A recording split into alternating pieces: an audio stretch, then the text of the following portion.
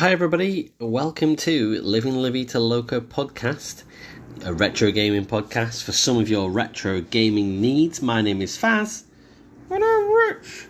I thought I'd add one this week just because it was a bit better than having the silence. Rich is still ill because we record these pods in tandem, and it's like 15 minutes after we recorded the last pod, so I don't think his COVID prognosis has got much better in that time, but he's hoping maybe a little bit better. So this week we are going to be looking at some of the Lego series by Telltale Games, and I thought this would be quite a formulaic, gentle pod where there was probably not much opinion on it, and that might well be the case where the games are concerned that we're looking at, but not the film franchises, it seems. So it's probably a good thing that me and Rich aren't in the same room when we come to the conversation at the end of the podcast, because we have very different opinions on things, as you'll find out.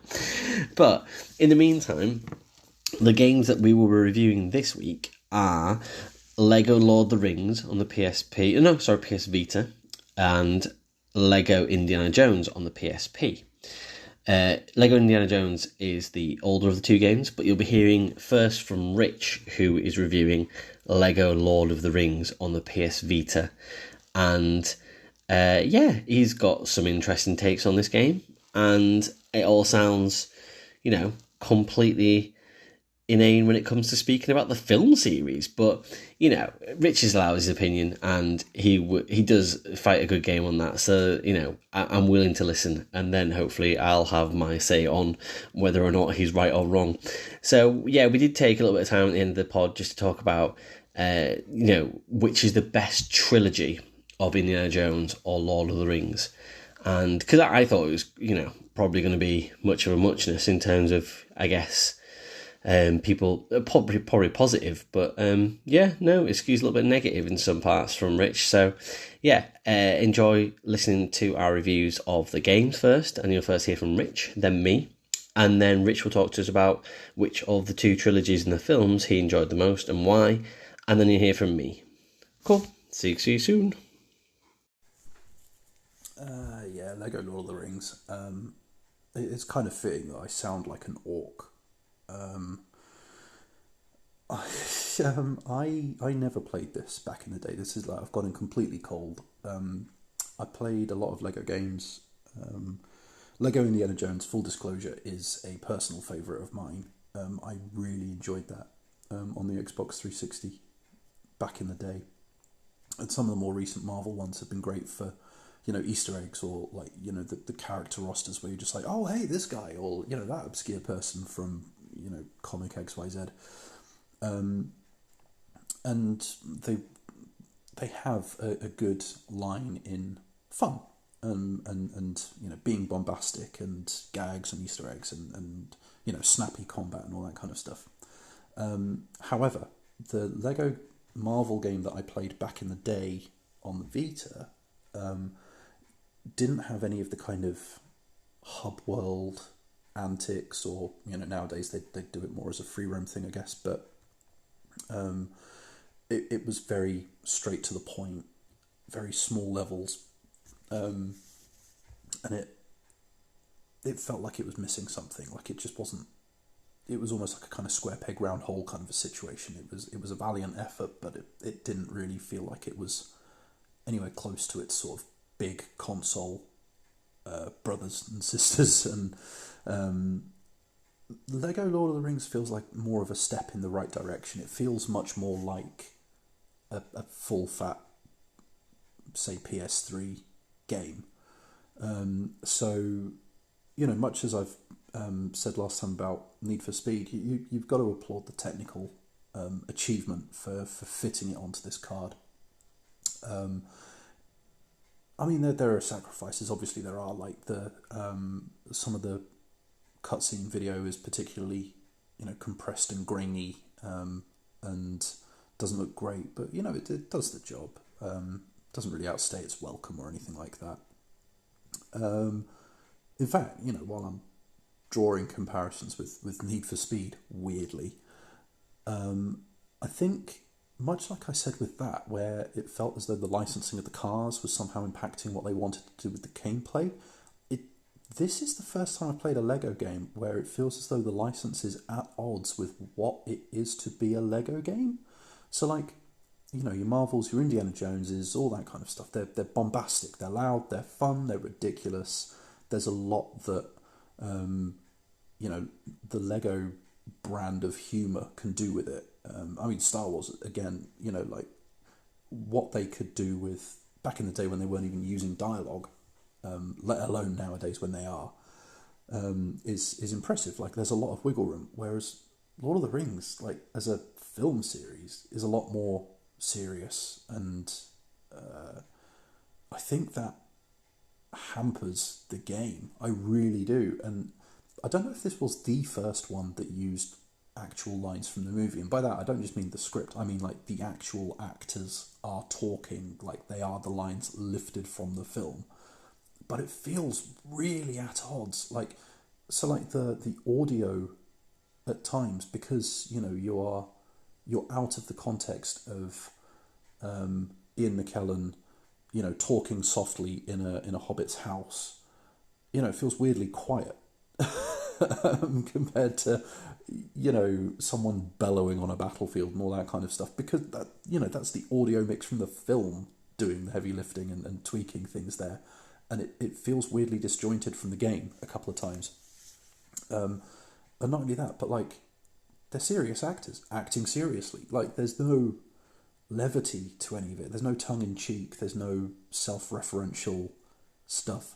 Like, and the game tries really hard with like some of the humour. There's a couple of good visual gags, but they're good. They're not great. Like, there's a couple of bits where someone's trying to point out that I'm a hobbit, and they start waving around a bit of a Lego manual showing the difference between a hobbit minifigure and a Uruk-hai or whatever. And things like that.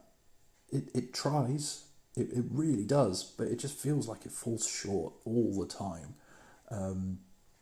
And it's not something that the gameplay shakes off either. Like, when it comes to Lego games, there's a good mix of stuff. There's, like I said, snappy combat. The combat in this tries to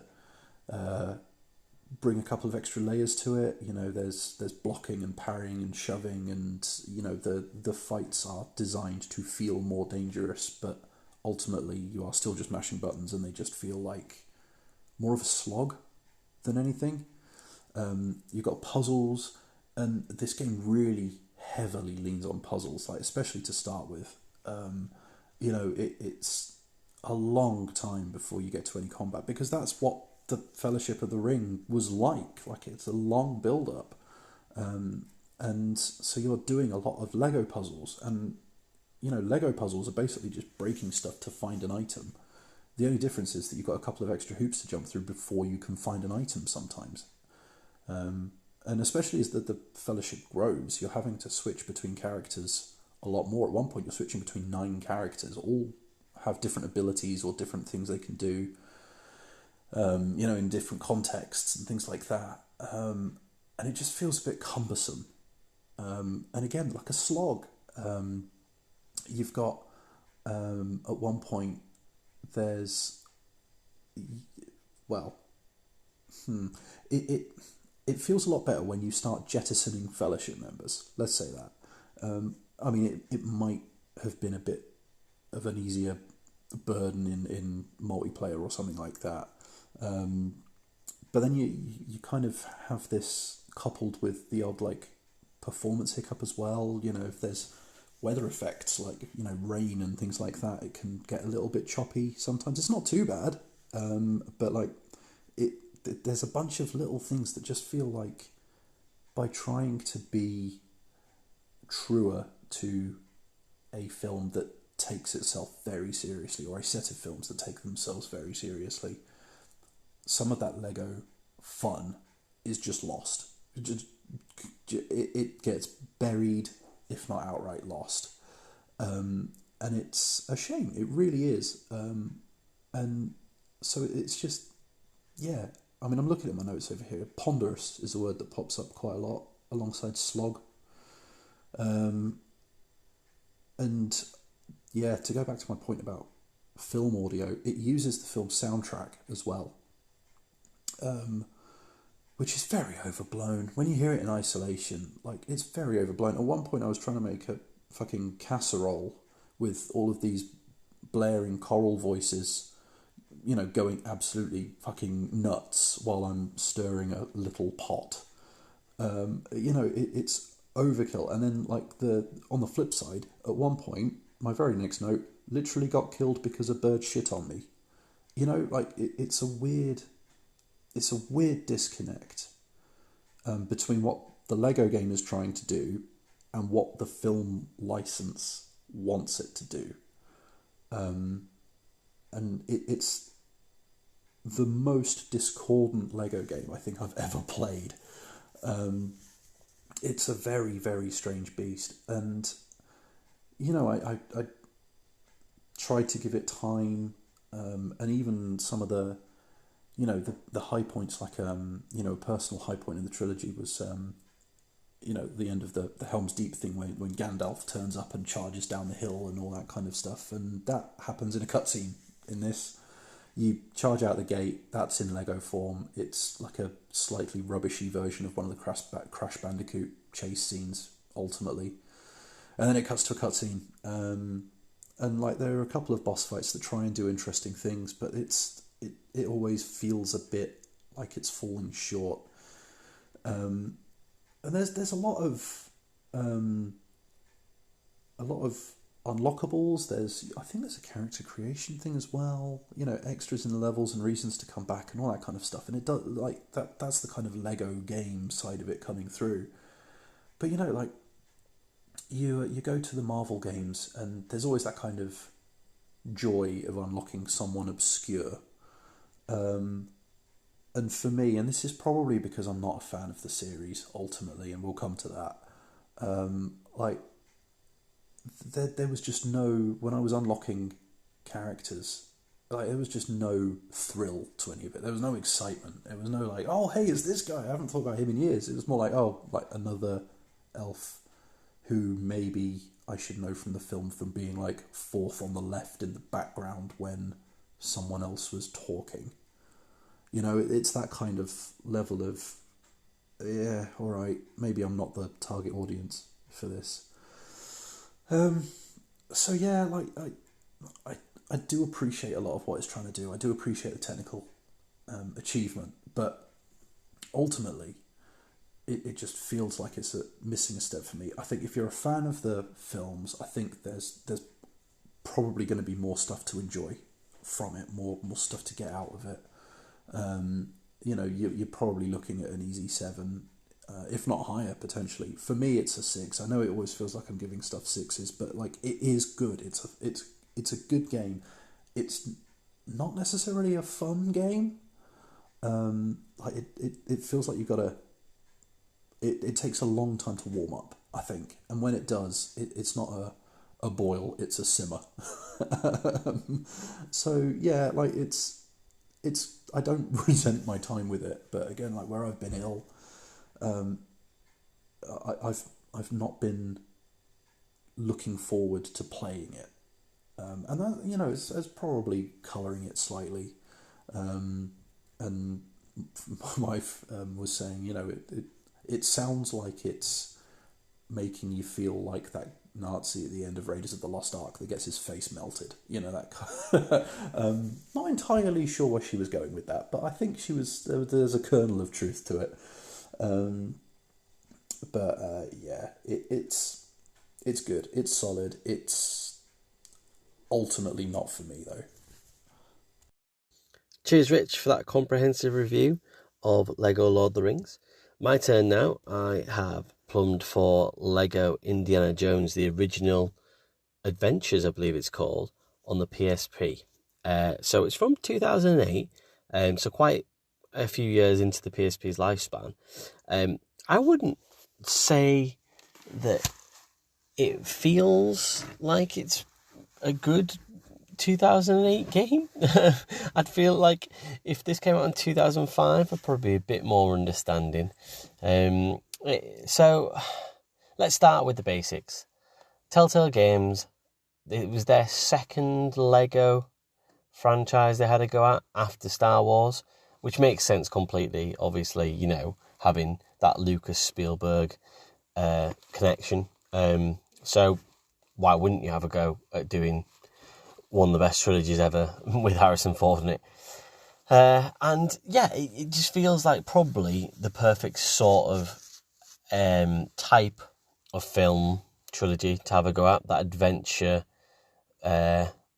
sort of, I guess, action movie. And yeah, much like Rich, you know, it's fine, a bit stodgy as a game.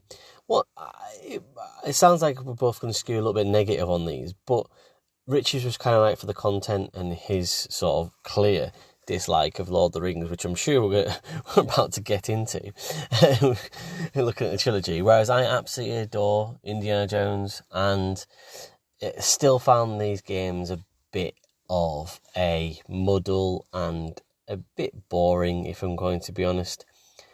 But that said, Lego games, I feel like they really need that they fulfill something in the market, which is they make these types of movies accessible for people. So it's, you know, you get kids playing these games when necessarily they might not have seen the movies. Now that kind of has a good side and a bad side. The good side being that they get to experience these stories in a way that they might not be able to experience it otherwise. Like, it's really good for them to be able to kind of get the essence of Indiana Jones or Lord of the Rings, whereas they might be a little bit young for actually seeing the movies. But on the flip side of that, for example, during this game, unlike with Rich's review and Lego Lord of the Rings, there's no dialogue in this game, so you don't actually know what's going on very easily compared to, say, obviously watching the movie. So it's a massive loss that you don't have that characterization that you get with Indiana Jones, and especially with Harrison Ford, and you know, that you don't get all the supporting actors who do such a fantastic job during the movies. You don't get any of that at all. There's no dialogue whatsoever in this game, so you don't actually know what's going on. And like I said before, the children that play these games probably, and I'm not saying you have to be a child to play it, but there will be kids that play these games that won't actually understand what is going on in the trilogy or the storyline because they've not seen the movies. So you can kind of glean a little bit from the cutscenes, but it's not perfect. In terms of speaking about cutscenes and the game's performance, so I'm talking about a PSP game from 2008 here. My PSP really struggled with the UMD on this. The load times, especially on the travel by map parts of the game, going into the levels, were ridiculous. They took ages. I'm talking a couple of minutes. It was almost getting on for Sims 2 load time levels here, which is a real shame because, you know, I was waiting in anticipation to play this game, excited to get back into it, and I'm just sat there thinking, God, just watching Indiana Jones's footprints walking around the map. One of the parts from the movie that is the most exciting parts is travel by map.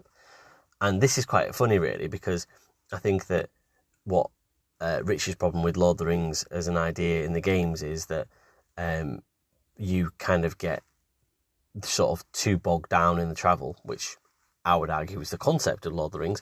But anyway, whereas Indiana Jones, really funnily enough, you get that travel by map, and that probably cuts out most of the, you know, you can imagine a trilogy where Indiana Jones is actually doing the walking or the, you know, the travelling, not by map, but by vehicle. And it would last, you know, up to the same time limit as what Lord of the Rings would as well. So that's fair enough point, I guess, really, in terms of looking at those differences between those two trilogies.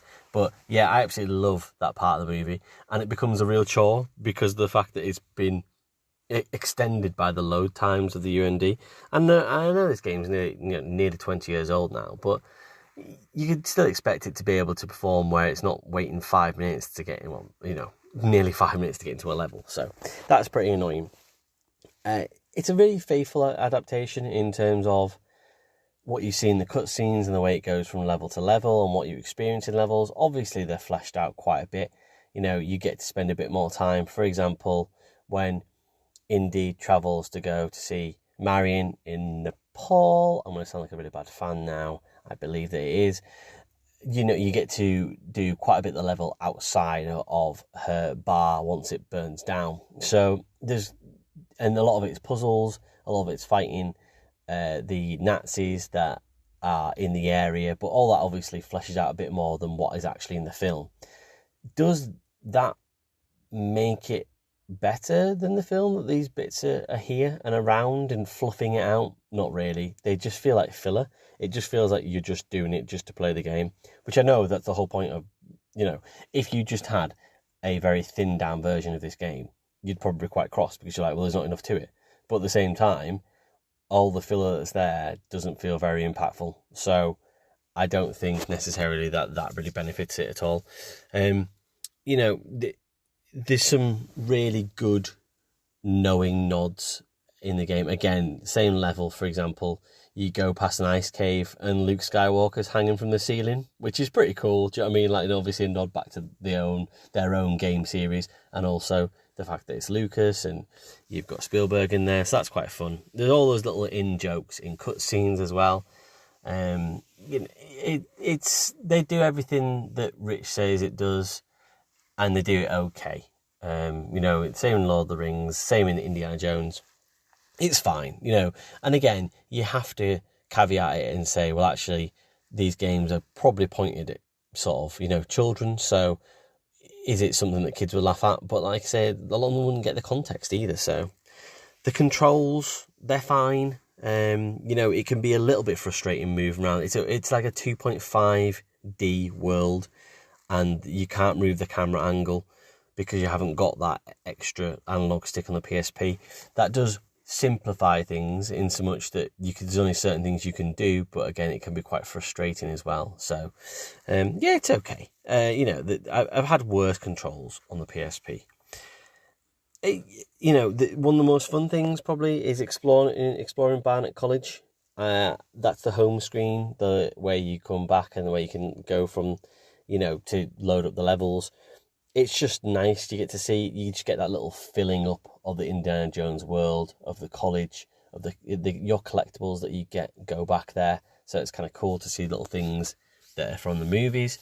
The musical score is really faithful, and that's just lovely. The Grail music, and the main, Raiders March is just one of the best pieces of musical score ever for any movie. There's nothing better than pretending that you're riding a horse in your front room when that's on. So, and I will openly admit to doing that on many, many occasions. So, yeah, how would I score this game? 5 out of 10. I'm not going to kick it out of bed, but it's not one of the best games I've ever played. And it does feel very aged. So I will, use one of the quotes from Last Crusade. It belongs in a museum. And that's how I feel about this game. I can't help it. I've got to do the next bit. So do you! That's brilliant. Yeah, that was a really good impression. So, yeah, I think that I've had worse games, had better games, and that's why it's bang in the middle for me. The later Lego games, like the Skywalker saga, are much improved, and whilst a bit more complex and a bit more things to do, they're definitely a better type of Lego game. So those games have improved with experience and not necessarily improved with age. So thanks very much for listening to that. We're now going to chat a little bit about the movie trilogies of Lord of the Rings and Indiana Jones compared to each other.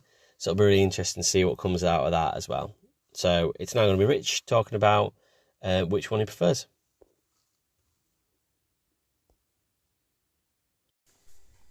Okay, so I know plenty of people who would go, oh, you like nerdy stuff, you like Dungeons and Dragons and all that kind of stuff, you must love Lord of the Rings. No, I don't. I'd never, ever loved Lord of the Rings. I've never read the books.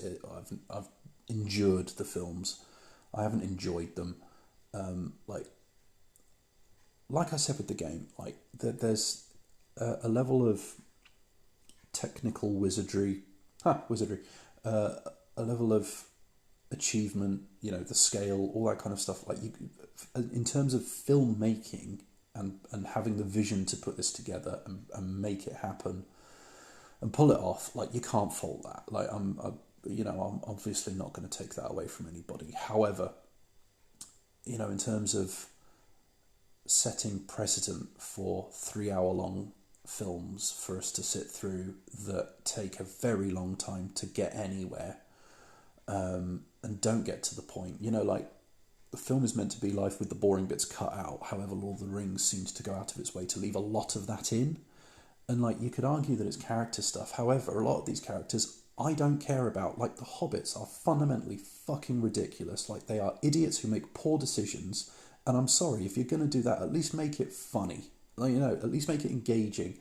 And I think with Lego Lord of the Rings, like that, the way it cuts the cinematic stuff to the quick and gives you the bare bones, the bare essentials of the plot points to get through, highlights how ridiculous the Hobbits are and how little I care about them. And I was, again, saying to my wife earlier on, like, I think this playing Lego Lord of the Rings has made me realise how little I like Lord of the Rings as a set of films.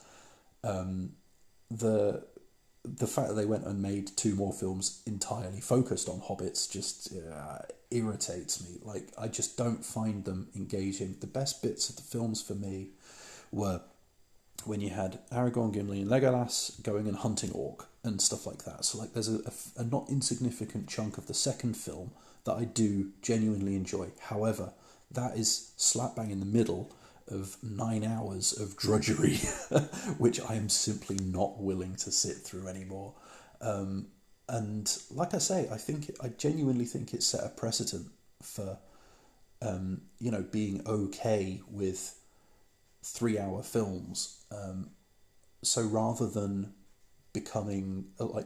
being something unusual or particularly eye-catching, because I can't remember the exact runtime, but things like Apocalypse Now come to mind pretty quickly as being quite a long film, but they would be the exception rather than the rule. Whereas now it feels as though it's almost expected for a blockbuster to, be pushing a 3-hour mark, and I don't know why. I don't know why it needs to be a thing, but maybe that's me. So I have no great love for Lord of the Rings as an entity. So for me, when it comes to franchises, like Indiana Jones is gonna beat Lord of the Rings hands down. Like it's more fun, it's got a more engaging main character, it's just got a, dare I say it, a better sense of the kind of adventure I want to see on screen.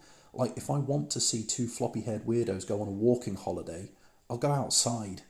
It just seems like I don't even know if it's a suspension of disbelief thing that I can't do, but I'm more invested in Indiana Jones and what is going on in that world than the Lord of the Rings stuff. Don't get me wrong, they are very, very close to flogging that particularly dead horse of a franchise. And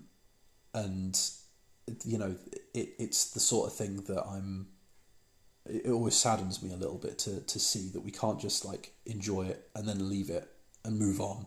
And where's the wriggle room for any of the new stuff if or the next big idea if we're all looking to the horizon wondering when the next Indiana Jones film's going to drop or similar. And it's a similar story with Star Wars and all that kind of stuff. I'm pretty sure I've gone on rants about this before now, whereas we seem really reluctant to just let a franchise mothball, and I think we should be braver and do that.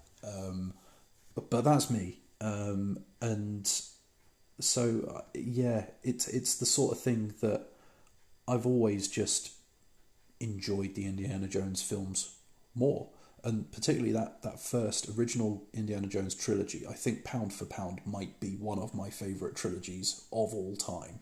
I could watch any of those films and know I'll enjoy it. And I used to hate the Temple of Doom, but nowadays I've really warmed to it. And there's definitely bits in it that I can enjoy. Obviously, there are bits of it that I despise, such as the high-pitched screaming, but it's the sort of thing that, in a toss-up between the two, I'm infinitely more likely to go seek out one of the Indiana Jones films than a Lord of the Rings film. It's just Lord of the Rings just doesn't really do much for me, and I wish I had a bit more of a reasoned argument than that. But frankly, I don't, and I don't know if that's the age I was when it came out compared to when I was watching Indiana Jones or what, but it may well be there may well be a facet of that in there somewhere. But yeah, and it extends to the Lego games. Like I think I enjoyed the Lego Indiana Jones game more because I was more on board with it from the get-go, and so more of the gags, references, in-jokes, Easter eggs, all that kind of stuff, I was more like, hey, yeah, this is cool. Whereas Lego Lord of the Rings, I'm just like, yeah, it feels a bit self-indulgent though, doesn't it? Which seems stupid when it's all doing the same thing, but there it is. And I'm sure this is exactly the sort of conversation we're going to end up coming back to time and time again. So I'll leave it there until I inevitably finish this recording and think of an extra point I was going to mention. But yeah, no, Indiana Jones all the way. Thanks for that, Rich. I really appreciate you giving up so much time, considering your illness, especially having to even think about Lord of the Rings. It sounds like it was a real bind for you to think about the amount of time you've spent your life on that trilogy, and it'd be such a horrible experience for you, which makes me really sad. So let's start with where we agree, and that is Indiana Jones. Indiana Jones as a trilogy is absolutely fucking fantastic. The Raiders of the Lost Ark is my favourite film of all time. How do I judge that? I've always thought about this in terms of it's very easy, and what if a new film comes along, and I'm open to that. I am open to another film dislodging that film, but I know fine well when I sit down on a Sunday evening and it's 7:30 p.m. and I turn on the television, and if Raiders of the Lost Ark is on, there is nothing that will stop me watching that film. It is one of those things that I'm just drawn into completely and utterly. I know pretty much every line of dialogue. I mean, I'm terrible at remembering things, but I can remember when things happen in that film. I regularly use, lines of dialogue from that film. It is just so wonderfully acted. The storyline is brilliant, and the little bits of high fantasy in there are just the right amount dabbled in, and it's grounded completely by Harrison Ford's cynical, sort of sarcastic Indiana Jones, who, I love that Indy's just like in this occult world, and just like, he obviously believes in it a bit, but not a lot either as well, and that's just what makes it fantastic, that you've just got this kind of like, obviously brilliantly, wonderfully handsome, intelligent genius, but he's also, like a bit of a grunt as well, and he's everything rolled into one, and I just love the character. And I could watch that film over and over and over, in so much that if someone said to me, you have to watch Raiders of the Lost Ark 15 times in a row, I don't think I would get bored. I genuinely don't think I would. It's just, there's always something new to pick up in it, whether that is in the acting or whether it is in something, in the settings. It's just brilliant. What a start there, and every film that I think about being the best films, and this goes to the whole trilogy, there's always a set piece at the start, and every film should start with a set piece, like just to get you in, like to have the boulder rolling down in the cave, the even just the little slight deft touches that every single cultural touch point that's been since. There must be, every long-running TV show has had a point where a main character has touched their chin whilst they look at a MacGuffin sat on top of a stone that is about to sink if they move it and replace it with a bag of sand. Do you know what I mean? Like, that happens, and it's just... I think that if you've seen that film, then everything else would click in the world. You'd be like, oh, that's where they've got it from. And it's just like, I cannot wait to show my children Raise of the Lost Ark. And this obviously goes to, I guess, the main trilogy. I mean, I know I haven't even seen 5 yet, and it's not from a lack of wanting to go. It's just, I know that it'll be okay. And 4 is okay. I'm not a sort of a person that defends it necessarily, but I appreciate 4 being there and 5 more than most, really. I mean, I know that it's flogging a dead horse sometimes with these things, but at the same time, and this will come into my Lord of the Rings sort of thing, if I love a universe, if I'm sort of invested in it, more, whilst it's not better, but more fleshing out isn't a bad thing for me. I don't mind learning more if I can live and love my time with those characters in the main. But anyway, back to the trilogy. We're talking about sort of Temple of Doom, and you mentioned in your review as well, Temple of Doom wasn't something you loved as a child. That isn't a film that people love as children. I don't think it's quite an adult film, even though it's still the same rating as the other 2 films. I think that if you're going to show those films to kids, you would show Last Crusade probably first, I think, in terms of, I guess, accessibility to children. Then you'd probably go with Raiders.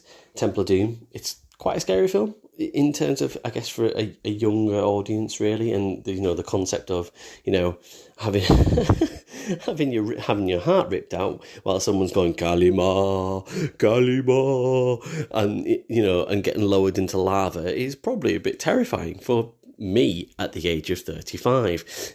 Never mind a 5-year-old. So yeah, it does take a little while to be able to love Temple of Doom, but again, once you get old enough to be able to appreciate the concepts in it, you still get that classic Indy through line of all these crazy occult things are going on around Indiana Jones, and he's just there, cracking his whip, cracking his jokes, having a great time.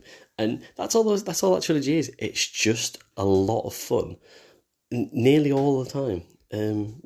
Concept-wise, there's nothing about it that makes me feel like I don't enjoy any of parts of those 3 films. So, yeah, I would accept that Indiana Jones as a trilogy is a very good trilogy. Is it a better trilogy than Lord of the Rings? That is hard to answer, because I think that, usually when you do this trilogy situation, you kind of go, all right, well, these 3 films versus these three films. Like we did with the Star Wars films earlier in our podcast, we talked about a set of films versus another set of films. If we were going to be as formulaic as that, I don't think that Indiana Jones is a better trilogy than Lord of the Rings as a trilogy. The Lord of the Rings sits better, obviously, because it is that one through thread in terms of it, one large story. And then in terms of the actual landing of the films, in terms of how they all are, say you're going to rate them all out of 5, generic sort of films and things, I would say that Raiders obviously would be a 5 out of 5 for me, and then I'm talking 4 out of 5 probably for both the others. Lord of the Rings, I think that, it's hard to say, but I'd probably say at least 2 of the 3 films are 5 out of 5 films, probably 2 and 3, and 4 being... number 1, Fellowship being a 4-star film. And the fact that you don't like Lord of the Rings is okay. I can understand why you wouldn't like it if it's just too boring, too plodding, too mixed up in its own world. And I would say that, I'm not saying that you have to read the books as a backstory for films. That shouldn't be a prerequisite for you to enjoy a film. You shouldn't have to read the stories. But I watched the first film and then I read all 3 books before the Two Towers and Return of the King came out, and that really helped me enjoy the second and third film more. I've got something in my head where I think that also life experiences around that time, like, this is going to sound really weird and it probably shouldn't go into a part of a film review, but I saw Fellowship of the Ring twice at the cinema. And the second time actually was just me canoodling with a girlfriend at the age of 13 for 2.5 hours. So actually, if you think about, you were talking about the runtime being too long, it was pretty good for me for that one. So it was definitely 3-hour films worked out pretty well for me in that one. So, very much a coming of age moment. I also remember that at the end of Return of the King, I went to an independent cinema, probably for one of the last times when I lived in the city of Carlisle, the Lonsdale Cinema, and it had a break in it. And that was like, you're probably thinking, oh my God, that's a ridiculous idea, that the idea that there has to be a break in the film, that means it is far too long. I love that idea that there's a break in a film. That really nostalgic feeling of having 15 minutes where it's like, right, okay, this is an extensive film, it is really long. Go and have 15 minutes to think about you building up to this sort of crescendo after 2.5 films and you're about to get into it and find out what happens. How excited are you going to be? It just builds, it just adds anticipation. I also got into the biggest fight I've ever got into with my sister about that. It's a bit complex, kind of talking about why that is. It's to do with the fact there was 2 cinemas in Carlisle. She thought I was out drinking. I don't know why. I was actually just really invested in a journey into Mordor. I can't believe you don't like Hobbits. That is just so, it's just mean, man. I mean, your hair is quite Hobbit-y, Rich. I mean that in a nice way. Just embrace it. Be okay with it. At the end of Return of the King, I'm really sorry, but when when Aragorn says to the hobbits, and the whole of the world is, effectively what feels like the whole of what's left of the world of man is at the top of Gondor, and he's being crowned as the king, and they bow to him, and then he says, "My friends, you bow to no one." I guess that does elicit either makes you feel like, ugh, or it makes you feel like that's the best moment at the end of cinema.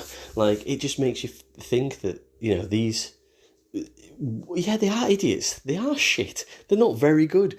What a terrible idea it is to have 4 bumbling idiots go and try and save the world. It isn't great, but the concept is that no matter how small you are, no matter... I know this is going to sound like you're going to be like, oh, I know what the idea is, but no matter how small you are, no matter how insignificant you feel, if you're pure of heart and you just honest, genuine people, then actually you're worth as much as anybody else, especially aggressive buffoons who just fight over the world or seek power.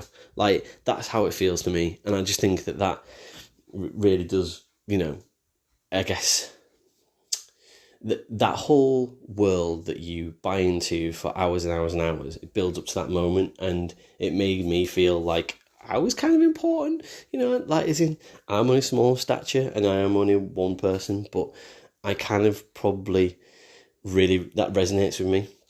It feels like a really important part of me as a person, as in, as long as I try to be as good as possible to others and try my best and don't ever give up, add that resilience in there, then I feel like, it's worth it. And that's just where I come down on, really. In terms of actual cinema making, Lord of the Rings, it's unparalleled in its adaptations from the books. It is sensational how they have managed to make something that is so difficult to comprehend in Tolkien's books and writings and put it onto screen, make it look so incredible, put some awesome acting all together, make that fellowship actually feels like a family. I won't watch any less than the extended versions, and whenever I watch them, I usually watch all the extended features on DVD as well. I have wept at the 12 hours of extras. There's stories about some of the sort of people that are involved in the production of the film and their families on those DVDs, and it just makes you feel like you just understand that this sort of 5-year period of them going through and filming this really did make it feel like and they've added those features in there so you feel like part of the family. So again, I really gained more from having more world. So whilst you feel that there's too much padding in there, the more padding makes me feel like I'm part of it. And I guess I would argue that for somebody that, and again, I can't speak for you, but somebody who likes RPGs and that world building so much, I do struggle to see how you don't think that it's a good idea. You're just talking sort of about, in your game review about cooking casseroles, that people love Zelda and doing all the cooking in that and things, and or maybe they don't love it, I don't know actually, but it just feels like there is a lot to the world, and you're either that person that loves that world, or maybe like yourself, you think that it's too much. I am in the former camp, and I also think on top of that as well, the films are so well made and the story is so well told, that yeah, I just think that as a whole, it trumps Indy. As much as that actually hurts me to say that, because of the fact that Raiders of the Lost Ark is my favourite film and sits in that first trilogy. So that's my rebuttal. I don't know if you've got anything else to say back, but fair enough. You can have your opinion, I guess. I'm not sure what everyone else thinks, our listeners, but you're welcome to have your say in our socials as well, guys. So that pretty much rounds it up for this week. Thanks very much for listening. Hopefully we won't have another illness COVID podcast, and we'll get back to some sort of regular, scheduling soon. I did want to leave you with one last story from a regular contributor to the pod, and that is at Drawn from the Mind, Nathan Baird, who's been on the pod before, and he has done our artwork for the pod and the music for the pod as well, and he was on episode 7, so if you've not listened to that one yet, then give that a listen. That's about Am I a Good Gamer? I asked Nate to share a little story that is Lord of the Rings inspired, from our school days, that I just thought might tip the sort of Lord of the Rings trilogy over the edge in the winning column. So thanks for listening, and I'll leave you with In the Capable Hands of Nathan Baird, telling you a lovely story about our childhood. Thanks.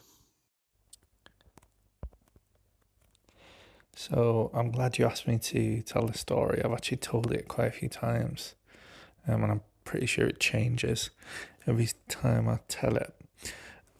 But I can't even remember what year it was in school, but we were in German class, and the way I remember it, one of our friends called Sharky was being a little bit naughty, shall we say, and he kept telling the teacher to, I wonder if I can swear on this podcast, I don't know if you swear. He was telling the teacher to fuck off, and the teacher was getting increasingly angry with it, to the point where he asked Sharky to leave the classroom, to stand outside. But he sort of got off to go tell him to leave, I think. Or maybe Sharky was leaving and he told him to fuck off as he was leaving. And he didn't want him to leave the classroom. That's what it was. He didn't want him to leave the classroom. So he got up to get in his way. And for some reason, because of the Lord of the Rings trilogy, the effects, the atmosphere, the amazing performance by Sir Ian McKellen as Gandalf, I had a meter ruler next to my desk, and I was in between the teacher, her Scott, and our friend Sharky. Sharky was his last name, which is why he was called Sharky. It wasn't because he had a fin or anything like that. I don't think we had many mutants in our school. There were a few. Anyways, I was in between, and so I got up with the meter ruler and struck it upon the ground in front of the teacher and shouted, "You shall not pass!"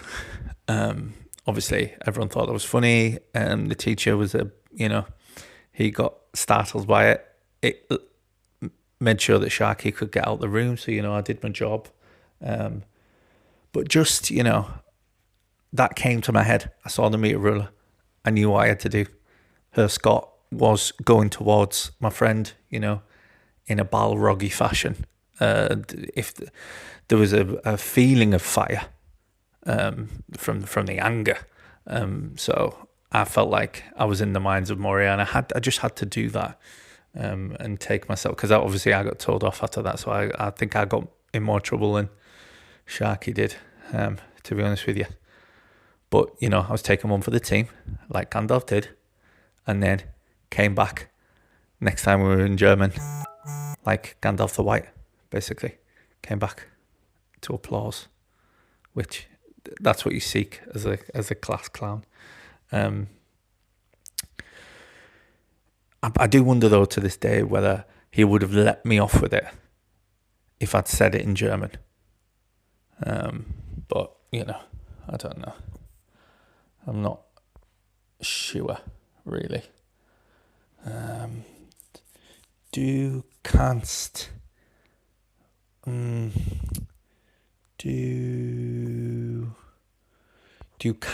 nicht vorbei. Du kannst nicht vorbei. I think that's what he says in the German one. I don't know, but I hope you enjoyed the story. Anyways,